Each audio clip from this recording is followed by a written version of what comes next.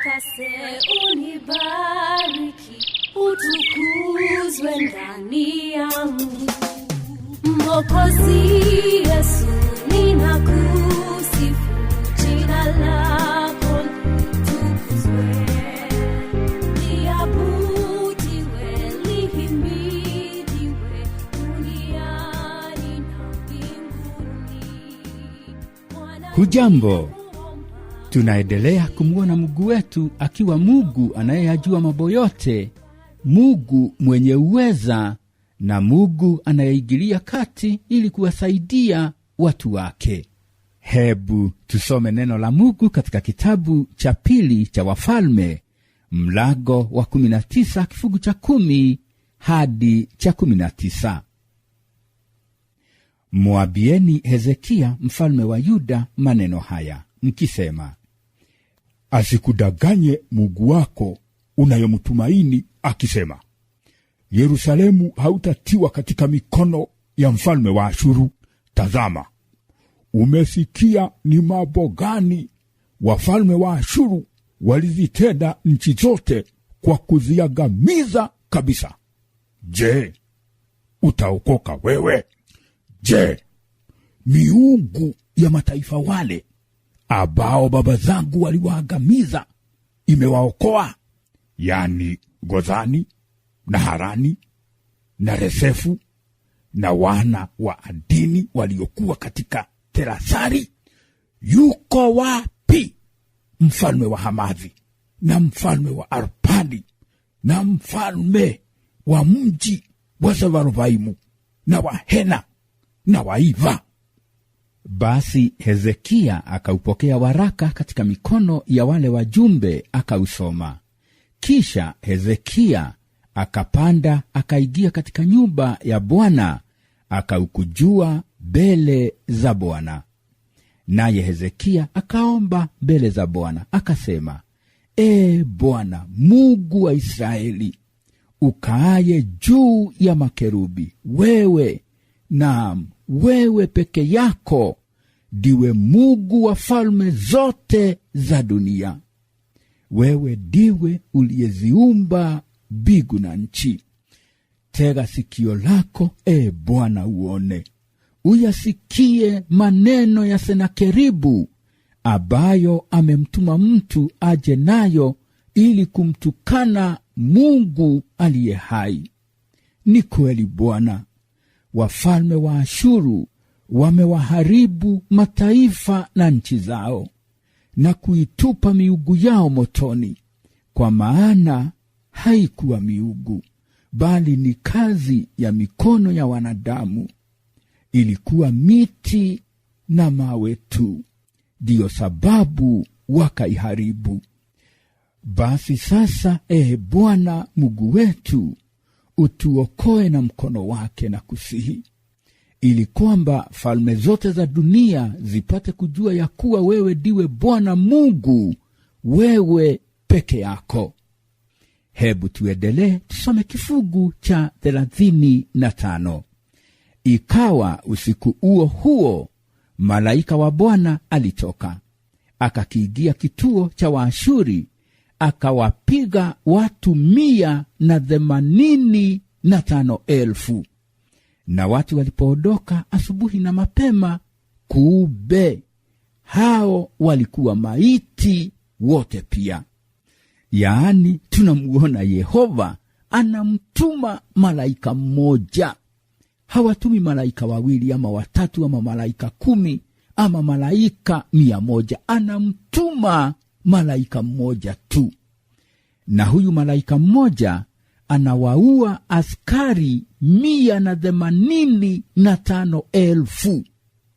Sasa Senakeribu, huyu mfalme wa Ashuru ambaye amejawa na kiburi, yuko peke yake. Jeshi lake lote limeuawa. Hebu tuone vile atafanya. Tusome kifungu cha 36 na cha 37. Senakeribu mfalme wa Ashuru akaondoka, akaenda zake, akarudi akakaa Ninawi. Ikawa alipokuwa akiabudu nyumbani mwa Nisroki mungu wake, Adrameleki na Shareza wakampiga kwa upanga, wakaikibilia nchi ya Ararati, na Asarhadoni mwanawe akatawala mahali pake.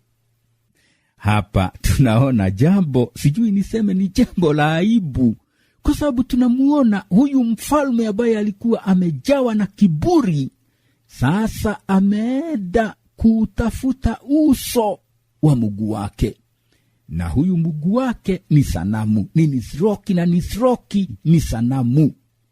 Sasa tunamuona akiwa hekaluni mwa Nisroki mungu wake, na akiwa huko hekaluni akiabudu, akimuabudu Nisroki, watoto wake wawili, hebu fikiria, si watu wa kutoka huko nje, ni wanawe, watoto wake wanakuja, wanampiga kwa upanga, wanamuua akiwa hekaluni mwa mungu wake. Na mungu wake anakaa hapo tu, ana macho lakini hayaoni, ana masikio ambayo hayasikii. Senakeribu anauawa akiwa mbele ya mungu wake, akiwa mbele ya sanamu. Wewe mtoto wa Mungu, wewe ambaye umeokolewa, umeoshwa kwa damu ya Yesu, mungu wako si kama Nisroki, mungu wako si sanamu. Mungu wetu ni Mungu aliye hai. Yeye ni El Shaddai, ni Mungu mwenye uweza, na yeye ni Elohim, ni Mungu muumba, ndiye aliyeziumba mbingu na nchi. Ni Mungu ambaye anaigilia kati na kuwasaidia watu wake. Ishmaeli alipokuwa jangwani na akawa akipitia katika dhiki, akawa karibu kufa, alimlilia Mungu na Mungu akamsikia, na hakumsikia na kukaa tu. Aliigilia kati na akamsaidia, akayafubua macho ya Hajiri. Hajiri akakiona kisima, Ishmaeli akapata maji ya kunywa, akanywa, na Mungu akaendelea kumsaidia na akatimiza ahadi yake. Mungu akamfanya Ishmaeli kuwa taifa kubwa, na kama vile alivyokuwa amemuahidi Hajiri, akamfanya Hajiri mama wa taifa kubwa. Yeye ni El Shaddai, yeye ni Elohim. Kunayo hadithi, na ni hadithi ya kweli, ya kijana mmoja aliyemuona dada yake akiwa amevamiwa na kushambuliwa na mamba. Walipokuwa wakichota maji, alitazama na kumuona mamba mkubwa amemshambulia dada yake na kumuuma. Kijana, na ni kijana wa miaka 19, alipoona hivyo, alimrukia huyo mamba mkubwa, akamkamata mdomo, akapambana naye mpaka huyo mamba akamuachilia dada yake. Kijana akawa amejitoa, akaona afadhali afe akimsaidia dada yake, na kwa kweli alimsaidia dada yake na akamuokoa.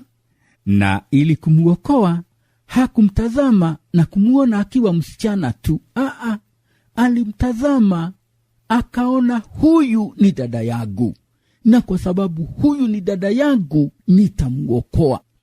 Yaani yeye na huyo msichana walikuwa na uhusiano wa ndugu na dada.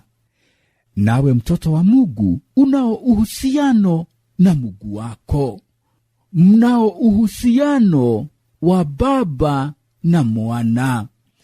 Mungu ni baba yako, nawe ni mwana wake. Unaye baba ambaye ni mchungaji mwema, baba anayekuona na kuyatabua unayoyapitia. Baba unapolia anakisikia kilio chako na kuyaelewa unayoyapitia. Ni baba anayekujua, na si kukujua wewe tu. Anayajua mambo yote, na ni Baba anayetumia ujuzi wake ili kukusaidia. Ni Baba ambaye ni mwenye uweza na anaigilia kati ili kuwasaidia watu wake. Ni Mungu anayetupenda sana, na wakati tulipokuwa tukiagamia tukiwa watumwa wa dhambi, alimtuma mwanawe pekee Yesu Kristo, akaja akaigilia kati ili kutuokoa. Neno la Mungu katika Warumi mlango wa 5 kifungu cha 6 hadi cha 10 linasema, kwa maana hapo tulipokuwa hatuna nguvu, wakati ulipotimia, Kristo alikufa kwa ajili ya waovu. Kwa kuwa ni shida mtu kufa kwa ajili ya mtu mwenye haki, lakini yawezekana mtu kuthubutu kufa kwa ajili ya mtu aliye mwema. Bali Mungu aonyesha pendo lake yeye mwenyewe kwetu sisi, kwa kuwa Kristo alikufa kwa ajili yetu tulipokuwa tugali wenye dhambi. Basi zaidi sana, tukiisha kuhesabiwa haki katika damu yake, tutaokolewa na ghadhabu kwa yeye. Kwa maana ikiwa tulipokuwa adui tulipatanishwa na Mungu kwa mauti ya mwana wake, zaidi sana baada ya kupatanishwa tutaokolewa katika uzima wake. Bwana akubariki. Shalom.